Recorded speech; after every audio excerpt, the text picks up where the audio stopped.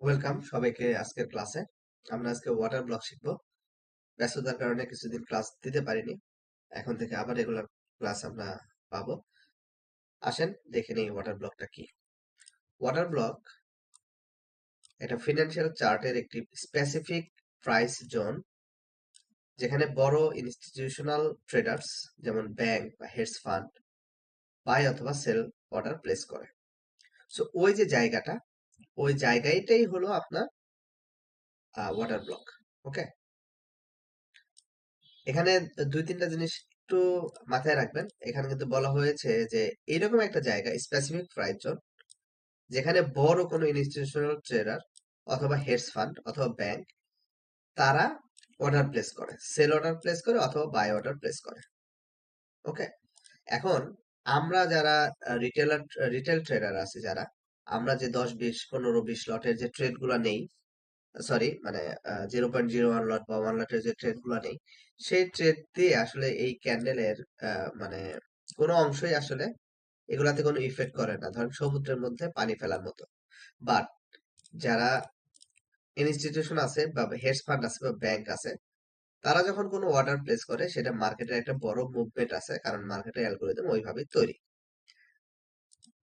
এখন ধরেন তারা যখন এই কাজটা করবে, তখন তারা এটার একটা ফুটপ্রিন্ট রেখে যায়। ফুটপ্রিন্ট আমরা বলি যে এটা পদচিহ্ন, ফুটপ্রিন্ট। ওকে, সেই পদচিহ্নটা আমাদেরকে বুঝতে হবে যে এখানে তারা পদচিহ্নটা রেখে গিয়েছে। সেই অনুযায়ী আমরা সেই অর্ডার ব্লকটা বের করব। এটা কেন দরকার? কারণ অর্ডার ব্লকটা হলো একটা পয়েন্ট অফ ইন্টারেস্ট, যেটাকে পিও আই বলা হয়।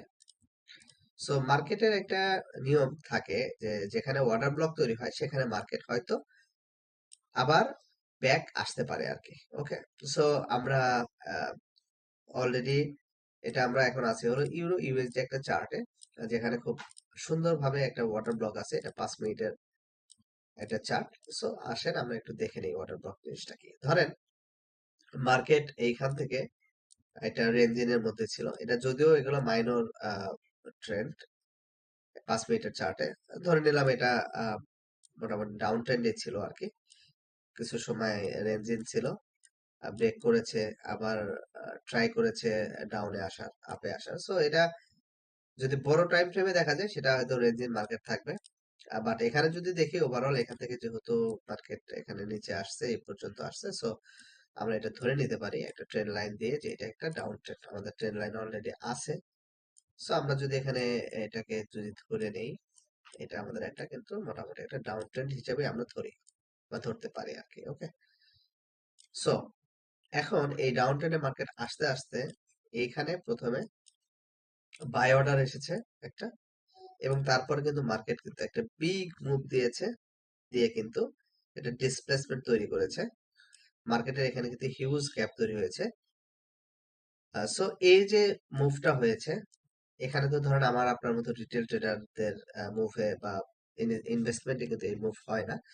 এটা এখানে বড় ধরনের কোনো একটা ফিগার ইনভেস্ট হয়েছে। সো এই যে ডিসপ্লেসমেন্টটা, এই ডিসপ্লেসমেন্টটা শুরু হয়েছে কিন্তু মেইনলি এই জায়গা থেকে অর্ডারটা প্লেস হওয়া শুরু হয়েছে। এখানে অল্প কিছু হয়েছে এবং পরবর্তীতে এখানে কিন্তু বড় ধরনের অর্ডার প্লেস হয়েছে, বাই অর্ডার। সো যখন এটা হয়েছে, তখন মার্কেট একটা ডিসপ্লেসমেন্ট তৈরি হয়েছে এবং বিগ একটা মুভ তৈরি হয়েছে। সো যখন এই ধরনের ঘটনা ঘটে, ঘটনা ঘটার আগে প্রিভিয়াস যে অপোজিট কালারের ক্যান্ডেল, সেটাই হলো ওয়াটার ব্লক। অর্থাৎ এই যে রেড ক্যান্ডেল দেখছেন, এটাই হলো ওয়াটার ব্লক। ওকে, আচ্ছা। সো আমরা যদি ওয়াটার ব্লকটা মার্ক করতে চাই, তাহলে আমাদের যেটা করতে হবে, আমাদের রেক্ট্যাঙ্গেল নিতে হবে এবং এইটার যে অংশটা আছে সেটা আমরা মার্ক করবো। বিকজ এটা যেহেতু পিওআই মানে পয়েন্ট অফ ইন্টারেস্ট, সো মার্কেটের খুব সম্ভাবনা থাকে মার্কেট এখানে আবার ব্যাক করবে। সো আমাদের কাজ হলো, আমরা মার্কেটে যদি কখনো এরকম অর্ডার ব্লক দেখি, আমরা ওয়েট করব এখানে। এবং ইন্টারেস্টিংলি এখানে আরেকটা জিনিস যেটা আছে, সেটা হলো যে এখানে একটা ফেয়ার ভ্যালু গ্যাপই আছে। ওকে, সো এখানে একটা ফেয়ার ভ্যালু গ্যাপ। সো আমাদের কাজ হলো, আহ, আমরা ট্রেড কিভাবে করব, করব কি করব না, সেগুলো আমরা ওয়ান টু ওয়ান সেশনে শিখবো। বাট আমাদের এখন কাজ হলো যেটা, সেটা হলো যে এইভাবে ওয়াটার ব্লক খুঁজে বের করা। মিনিমাম ধরেন 15 মিনিটের চার্ট অথবা 5 মিনিটের চার্টে ওয়াটার ব্লক খুঁজে বের করা, এবং অর্ডার ব্লকের উপরে অবশ্যই একটা ডিসপ্লেসমেন্ট থাকবে, এত বড় না হলেও আর একটু ছোট হলেও থাকবে। সেটা একটা ডিসপ্লেসমেন্ট মানে এফডিজি থাকবে, সেটা খুঁজে বের করা এবং এটা ড্র করে বসে থাকা যে মার্কেট এখানে রিটার্ন আসার পরে কি ফেয়ার ভ্যালু গ্যাপ থেকে মার্কেট রিটার্ন করে নাকি অর্ডার ব্লকে এসে মার্কেট রিটার্ন করে, এটা আমাদের অবজার্ভ করা। সো এটা হলো আমাদের একটা বুলিশ অর্ডার ব্লক। আমরা যদি বেয়ারিশ অর্ডার ব্লক দেখতে চাই, সো আপনার একটু চার্ট দেখে নেবেন। বেয়ারিশ অর্ডার ব্লকের সিস্টেম একই রকম হবে, শুধু আপনার একটু উল্টা হবে, কারণ বেয়ারিশ অর্ডার ব্লকের যে ক্যান্ডেলটা থাকবে, প্রথম ক্যান্ডেলটা সেটা গ্রিন ক্যান্ডেল থাকবে, তারপরে একটা রেড ক্যান্ডেল তৈরি হবে, ওকে, তারপরে একটা ডিসপ্লেসমেন্ট ক্যান্ডেল আসবে রেড, তারপরে একটা ক্যান্ডেল আসতে পারে, সেটা গ্রিন বা রেড যাই হোক এটা আসতে পারে, ওকে, এটা গ্রিনও হতে পারে রেডও হতে পারে। সো এটা কোনো বিষয় না। সো এটা যখন আসবে, এটা ডাউন ট্রেন্ডে আসবে, আমাদের যেটা করতে হবে সেটা হলো যে